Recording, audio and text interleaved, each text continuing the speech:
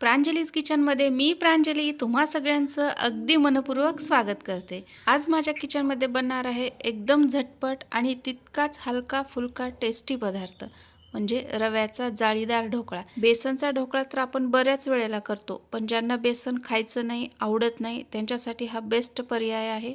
एकदम मस्त आणि जाळीदार असा रव्याचा ढोकळा। तर त्यासाठी मी इथं 1 वाटी रवा घेतलेला आहे। रवा आपल्याला मोजून घ्यायचा आहे, कारण आपल्याला पुढे जे प्रमाण आहे ते सुद्धा मोजून घ्यायचं आहे। ज्या वाटीने आपण रवा घेतला आहे त्याच वाटीने तितकंच आपल्याला दही घ्यायचं आहे। दही थोडं आंबट घ्यायचं आहे।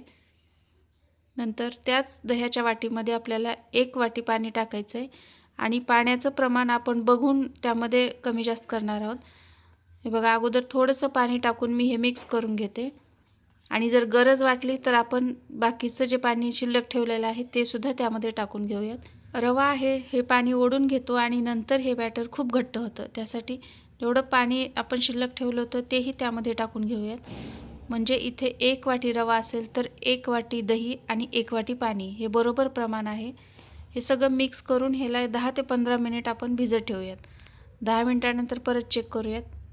हे बघा, थोडंसं घट्ट झालंय। आता हे असंच बॅटर आपल्याला हवं आहे ढोकळा करण्यासाठी। इथे मी मीठ टाकलं नव्हतं, आता मीठ टाकून घेऊयात।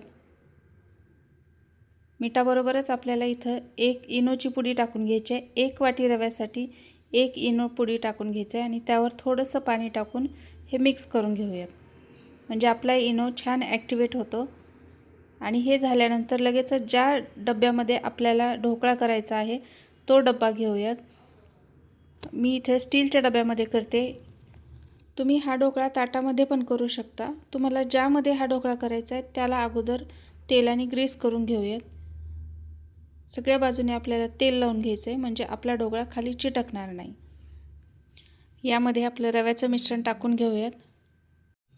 इथे डब्याला थोडंसं आपण टॅप करून घेऊयात आणि मी तिकडं गॅसवरती पाणी गरम करायला ठेवलं होतं। इनो टाकल्याबरोबर लगेचच जर त्याला गरम वाफ मिळाली तरच तो छान फुलतो। त्यामुळे मी मगाशीच एका कढईमध्ये गरम पाणी घेतलं होतं आणि आता हे बघा, पाणी छान उकळते। त्यामध्ये असं एक स्टँड ठेवायचं आहे आपल्याला आणि मग तो डब्बा ठेवूयात आणि यावरती आता झाकण ठेवूयात। हा ढोकळा बरोबर 15 मिनिटासाठी आपल्याला वाफवून घ्यायचे। बरोबर 15 मिनिट झाल्यानंतरच आपण हे चेक करणार आहोत। अगोदर जर तुम्ही याचं झाकण उघडलं तर बाहेरची गार हवा त्याला लागते आणि मग ढोकळा फसतो। त्यामुळे बरोबर 15 मिनिट झाल्यानंतरच आपण हे झाकण उघडूयात आणि चेक करूयात। हे बघा, ढोकळा एकदम मस्त छान शिजलेला आहे। आता गॅस बंद करते मी आणि एखादा मिनिट आपल्याला झाकण ठेवून असंच ठेवायचं आहे। आता बाहेर काढूयात आणि हे पूर्णपणे गार होऊ द्यायचे। मी ह्याला 15 ते 20 मिनिट बाहेर ठेवलं होतं। आता हे पूर्णपणे गार झाले। आता आपल्याला हे डब्यातनं बाहेर काढायचं आहे। अगोदर याच्या सगळ्या कडा आपण मोकळ्या करून घेऊयात आणि एका ताटामध्ये आपल्याला हे काढून घ्यायचं आहे। आणि तुम्ही बघू शकता किती मस्त याला जाळी पडलेली आहे आणि दिसायला सुद्धा हा इतका सुंदर दिसतो, पांढरा शुभ्र दिसतो। खरं सांगायचं झालं तर मला बेसनच्या ढोकळ्यापेक्षा हा रव्याचा ढोकळा खूप जास्त आवडतो। त्यामुळे मी बऱ्याच वेळेला हा ढोकळा करत असते।